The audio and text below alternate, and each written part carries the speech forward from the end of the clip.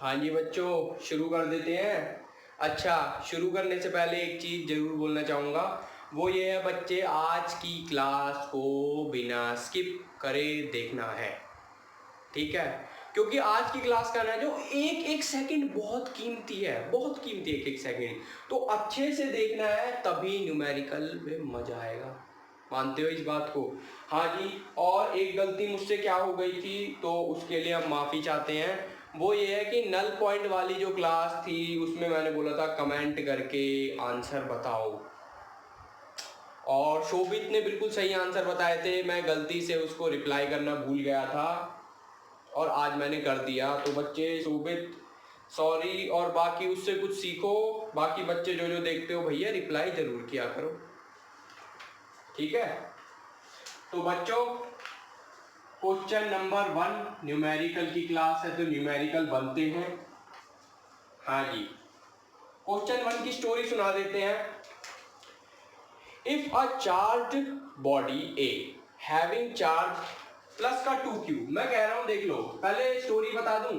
एक charge body थी A, जिसके अंदर था चार्ज प्लस का 2q। वो उसने एक बॉडी को टच करा जो कि थी B, जिसके अंदर का चार्ज था 0, ठीक है? इन दोनों ने थोड़ी देर के लिए एक दूसरे को सिर्फ टच किया। टच करने के बाद ये अलग अलग हो गए। फिर अलग होने के बाद बॉडी A, जिसके अंदर कुछ ना कुछ चार्ज बचा हुआ था, या नहीं भी हो, वो बात की बात है, उसने एक बॉडी C को टच किया,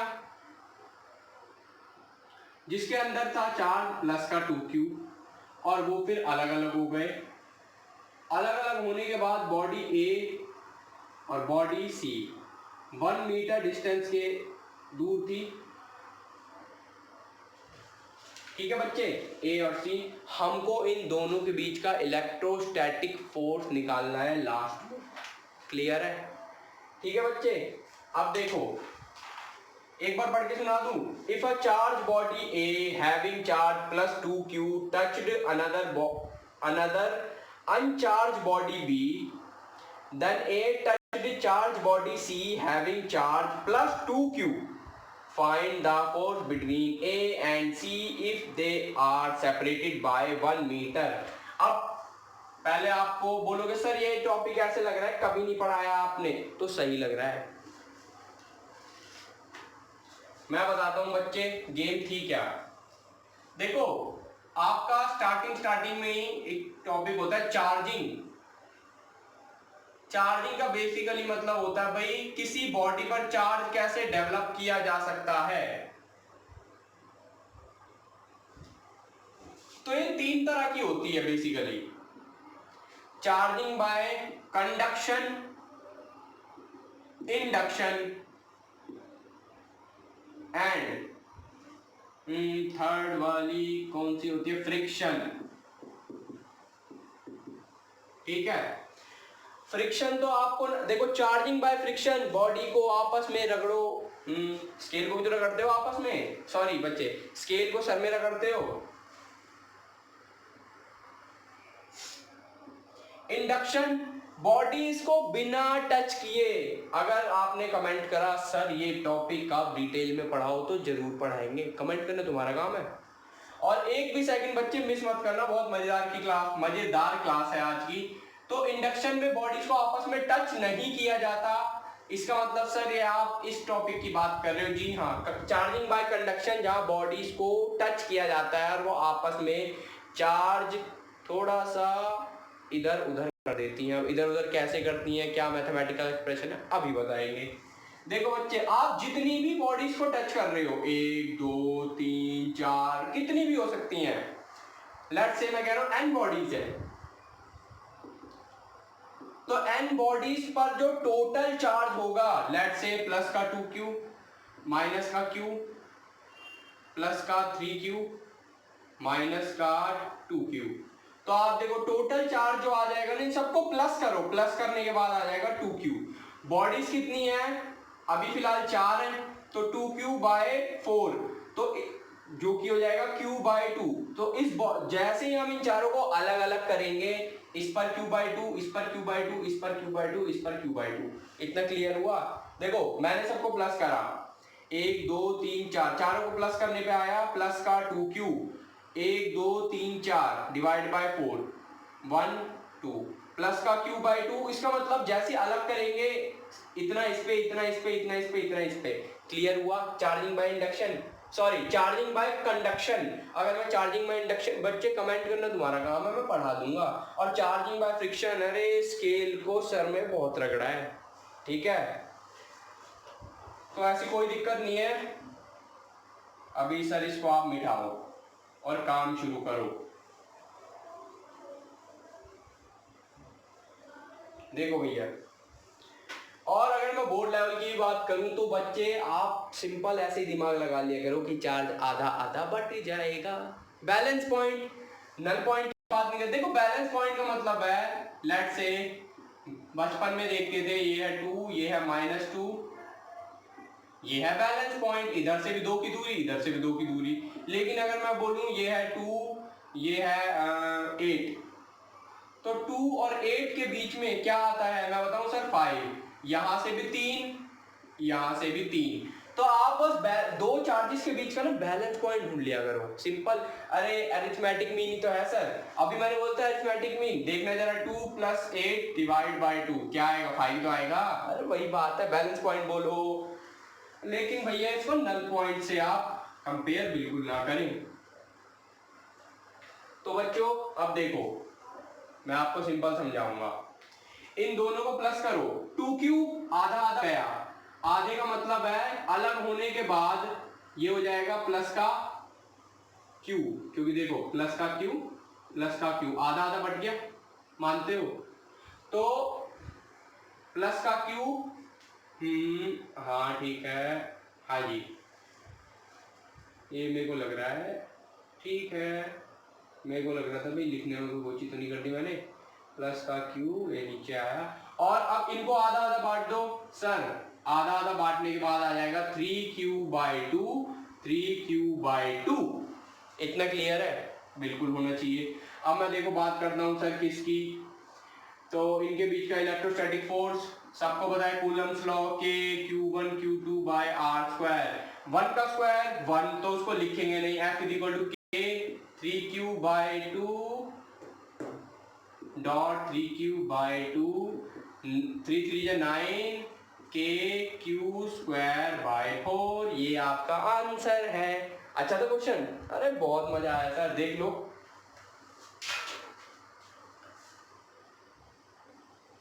बोलोगे सर आज आपको पसीना नहीं आ रहा है, कुछ ना कुछ बात तो है, फॉग लगा के आए हो?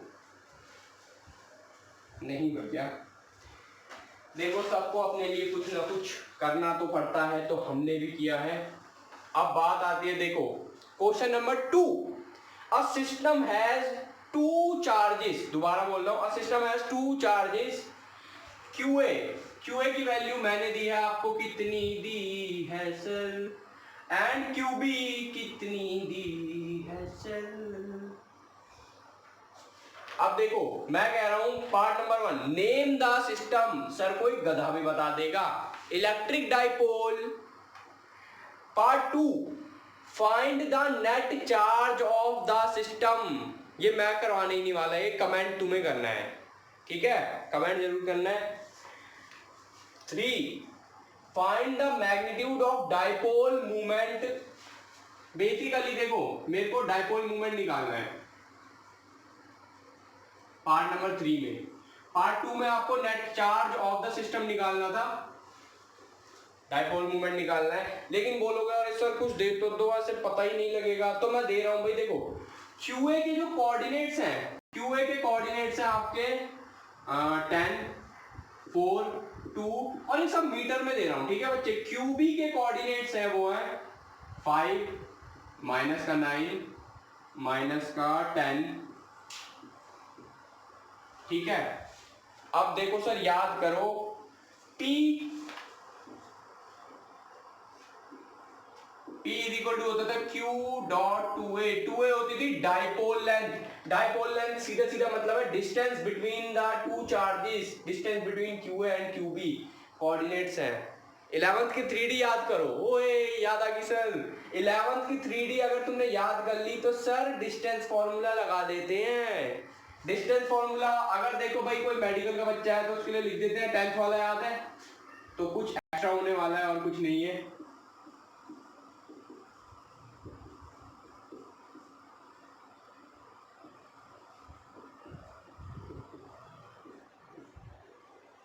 समझ गए भाई?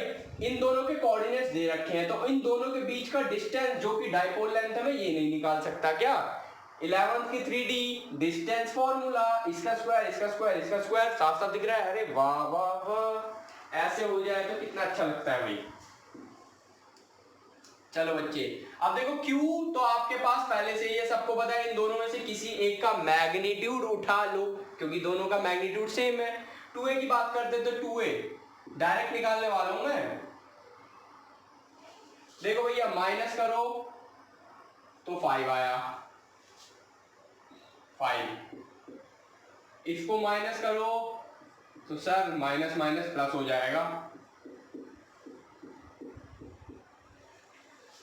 हाँ जी लगे हाथ इसको भी कर ही दो तो ये माइनस माइनस प्लस हो गए। इतने तो तुम खैर अकलदार हो सर। हाँ सर मैं समझ गया आप क्या कहना चाह रहे हो। इन दोनों को जरा ध्यान से देखो।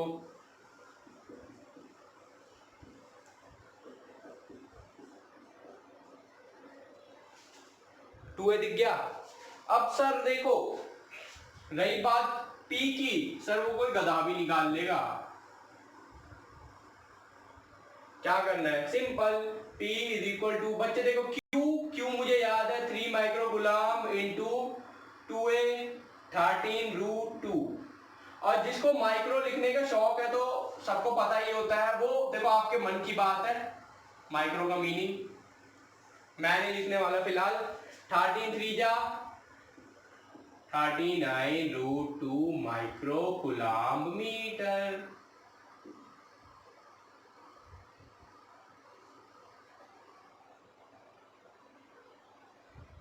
हाँ देख लिया। अरे ऐसे दिख जाए ना बच्चों को। एक तो ये बच्चे बोर्ड बहुत हिलता है लगता है ना तुम्हें, तो इसका भी जल्दी कुछ समाधान निकाल रहे हैं हम। सिंपल, बहुत सिंपल था सर। ये देखने में अजीब था, बस देखने में क्या सुनने में बोल सकते हो भाई तुम बच्चे। और अच्छी बात बता दूं तो अगली जो भी क्लास होगी आपकी तो ये सारे क्वेश्चन तो मैं आपको लिंक में दूंगा ही दूंगा, और हो सकता है 1-2 फालतू भी दे दूं, या अगर आप डिमांड करोगे सर बेटा कमेंट करके बताना अगली क्लास क्या रखे। अगर तुम्हारे कमेंट आए ना कम से कम 5 एक ही वोटिंग में, या तो सारे बोलोगे 5 कमेंट या तो न्यूमेरिकल करवाओ सर, या फिर 5 बच्चों के कमेंट हो कि सर चार्जिंग बाय इंडक्शन वगैरह ऐसा कोई टॉपिक पढ़ा दो छोटा मोटा सा जो पहले होते हैं बेसिक से। बोलोगे सर आपने पहले भी नहीं पढ़ा है बेटा, ये बहुत छोटे टॉपिक थे। ठीक है अगर तुम बोलोगे तो आप कवर कर देंगे। तो 5 कमेंट चाहिए।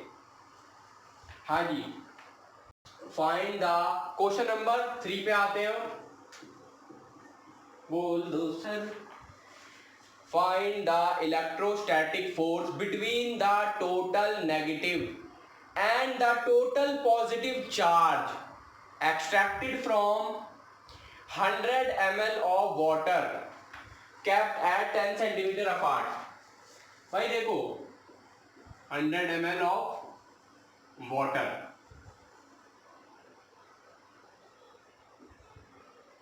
मैं कह रहा हूं देखो 100 ml of water से जितना नेगेटिव चार्ज और जितना पॉजिटिव चार्ज निकल गया, हमने क्या करना है ना उन दोनों को 10-10 सेंटीमीटर की दूरी पर रखना है। 10-10 नहीं 10 सेंटीमीटर ठीक लिखा है। चलो मेरी राइटिंग थोड़ी अजीब है ना बच्चे, ठीक है। और इन दोनों के बीच का इलेक्ट्रोस्टैटिक फोर्स निकालना है। दोबारा रिपीट करूं देखो 100 ml ऑफ वाटर में जितना नेगेटिव चार्ज निकला जितना पॉजिटिव चार्ज निकला उन दोनों को 10 सेंटीमीटर दूर रखना है। रखने का मतलब ये नहीं है असली में रखना है। सपोज सारी फिजिक्स तो कंसीडर पे ही डिपेंड,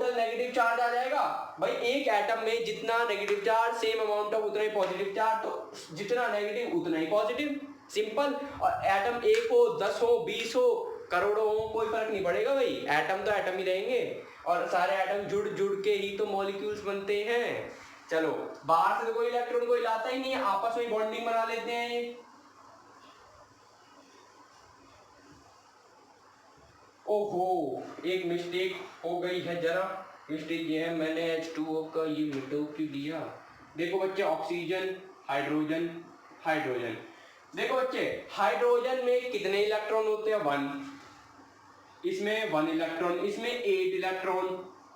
तो एक मॉलिक्यूल में कितने इलेक्ट्रॉन हो गए? सर एक मॉलिक्यूल में है ना 10 इलेक्ट्रॉन हो रहे हैं।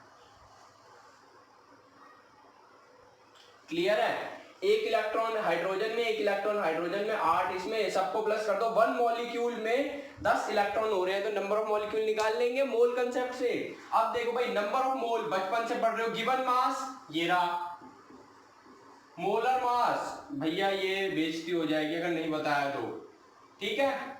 अब मैं इसको पॉइंट में नहीं लिखने वाला बिल्कुल भी, 50/9, ठीक है। अब देखो बच्चे, अगर मैं बात करूं 1 मोल की, 1 mole is equal to 6.02 into 10⁻23 molecules, और 50/9 मोल 6.02 इंटू 10⁻23 इंटू में 50/9 मॉलिक्यूल्स, ठीक है। चलो जी, इसको भी हटा देते हैं। तो बच्चे नंबर ऑफ इलेक्ट्रॉन्स कितने होंगे? नंबर ऑफ इलेक्ट्रॉन्स 6.02 इंटू, अब बच्चे देखो मैं इसको काट के यहाँ 24 कर रहा हूँ, 10⁻24 5/9, और मैं इसको सोच रहा हूँ ना सिंपल 2/3 पे काट दूं तो ये हो जाएगा 10, रफली काम कर रहा हूँ मैं, तो ये हो जाएगा 10⁻25/3 इलेक्ट्रॉन्स। इतना आ गया, बहुत ये रफ फिगर है, ठीक है, कोई दिक्कत नहीं है उससे।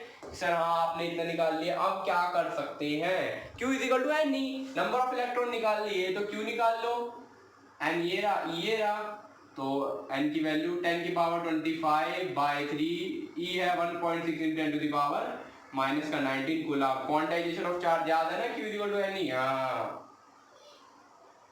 ये आया सर 6, और इसको थोड़ा सा जिंगल मिंगल करके देख लेते हैं तो 0.53, शाबाश 0.53। और बच्चे इस पूरे में अगर तुम कैलकुलेटर मारने की इच्छा रखते हो तो सर क्या कर दे, मैं बताऊं, यही आंसर आएगा तब भी, कोई दिक्कत मतलब 0.53 इंटू 10⁶ कूलाम्ब, ठीक है। और ये बहुत ज्यादा चार्ज है, इतना ज्यादा शायद बादल फटने पे आता होगा। इतना क्लियर हुआ?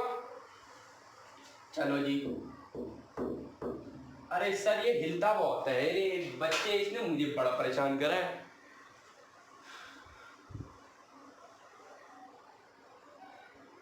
अब देखो, क्योंकि दोनों चार्ज सेम है भाई, जितना चार्ज नेगेटिव उतना चार्ज पॉजिटिव, तो आप जब निकालते हो के Q1 Q2 bye R square, तो Q1 is equal to Q2 is equal to Q, तो K Q by R square is equal to K Q square by R square.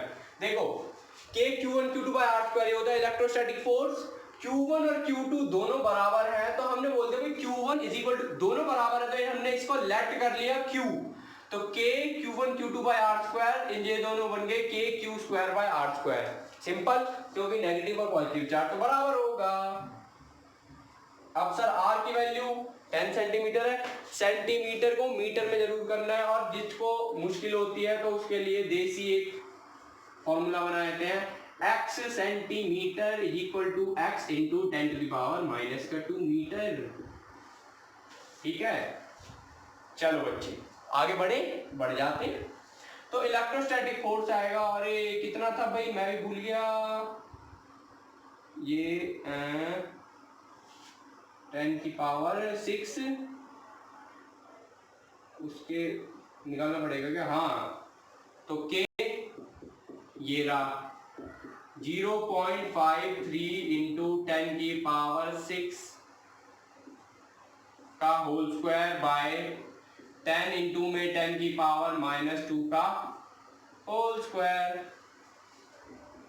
अब देखो बच्चे, 6 दुगनी 12 और 9 21, 9 इंटू में 10⁻21 इंटू में, और 0.53 को करेंगे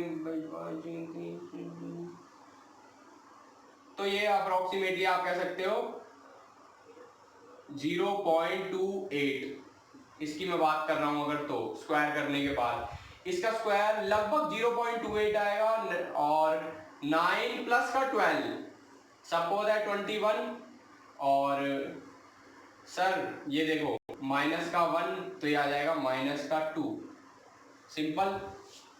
और देखो बच्चे इतना सबको बताया, माइनस का 2 आते ही सर क्या करना चाहिए कि ये ऊपर जाके प्लस, तो आंसर आ जाएगा 9 इंटू 0.28 इंटू 10⁻23 न्यूटन, टन टन टन टन। अब बच्चे एक चीज और सुन लो, हाँ वो ये है, इतना आपको पता है ना, ये ऊपर इन दोनों को मल्टीप्लाई करना आपका काम है, मेरा नहीं, तो इन दोनों को मल्टीप्लाई करने ना 10 की पावर पता है ना, प्लस का 2 तो 23 हो जाएगा, हाँ शाबाश। अब बात करते हैं सर, अब बोरियत सी तो नहीं हो रही है क्या, तो भैया देखो वैसे तो मैंने कोशिश करी कोई बोर ना हो, और संडे का इंतजार जरूर करें, हो सकता है कुछ बढ़िया निकल के आए।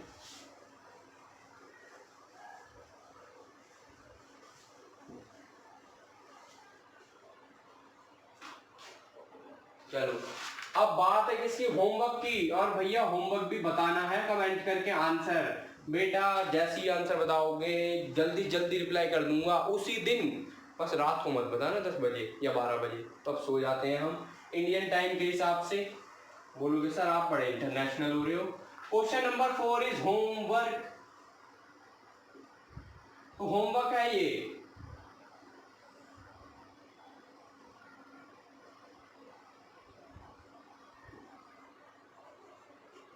मैं कुछ भी ज्यादा हिंट नहीं देने वाला,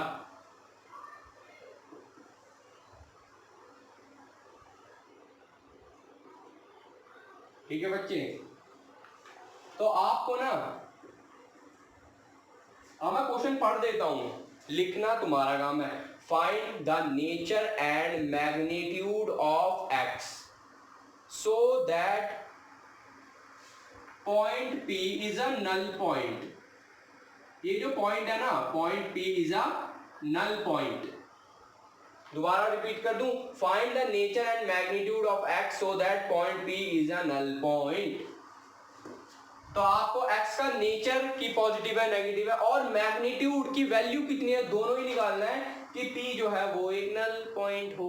ठीक है बच्चे। और एक चीज कहूंगा, अब हम मिलेंगे इन दी, शाबाश, हाँ कमेंट कर देना।